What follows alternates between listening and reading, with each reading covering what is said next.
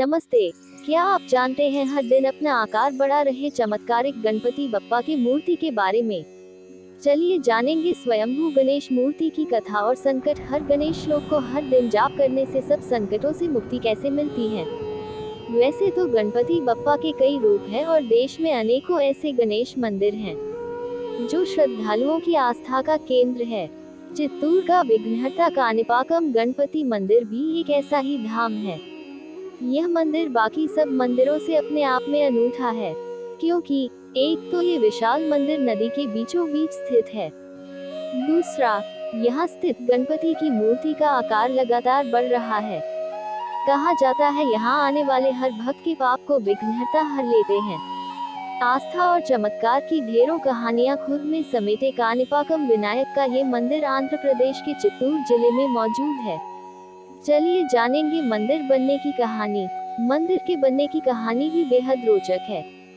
कहा जाता है कि 3 भाई थे, उनमें से एक गूंगा, दूसरा बहरा और तीसरा अंधा था। तीनों ने मिलकर अपने जीवन यापन के लिए जमीन का एक छोटा सा टुकड़ा खरीदा। जमीन पर खेती के लिए पानी की जरूरत थी, इसलिए तीनों ने उस कुएं को खोदना शुरू किया जो सूख चुका था। काफी खोदने के बाद पानी निकला। उसके बाद थोड़ा और खोदने पर एक पत्थर दिखाई दिया, जिसे हटाने पर खून की धारा निकलने लगी। थोड़ी ही देर में पूरे कुएं का पानी लाल हो गया। ये चमत्कार होते ही तीनों भाई जो कि गूंगे, बहरे और अंधे थे, वे एकदम ठीक हो गए। जब ये खबर उस गांव में रहने वाले लोगों तक पहुंची, तो वे सभी यह चमत्कार देखने के लिए एकत्रित होने लगे। तभी सभी को वहां प्रकट स्वयंभू गणेश जी की मूर्ति दिखाई दी। ग्रामीणों ने आगे खुदाई की, लेकिन उन्हें देवता का आधार नहीं मिला, तो गणपति बाप्पा को वही पानी के बीच ही स्थापित किया गया। उस कुएं में हमेशा पानी भरा रहता है। इसकी स्थापना 11वीं सदी में चोल राजा कुलोतुंग चोल प्रथम ने की थी।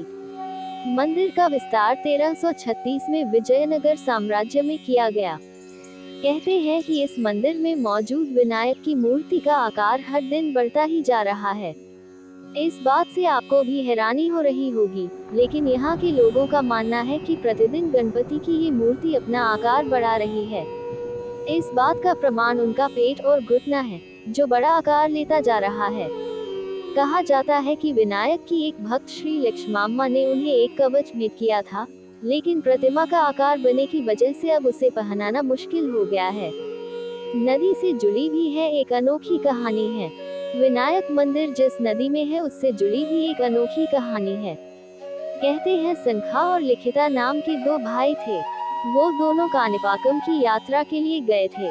लंबी यात्रा की वजह से दोनों थक गए थे। चलते चलते लिखिता को जोर की भूख लगी। रास्ते में उसे आम का एक पेड़ दिखा तो वो आम तोड़ने लगा। उसके भाई संखा ने उसे ऐसा करने से बहुत रोका, लेकिन वो नहीं माना। इसके बाद उसके भाई संखा ने उसकी शिकायत वहां की पंचायत में कर दी, जहां बतौर सजा उसके दोनों हाथ काट लिए गए।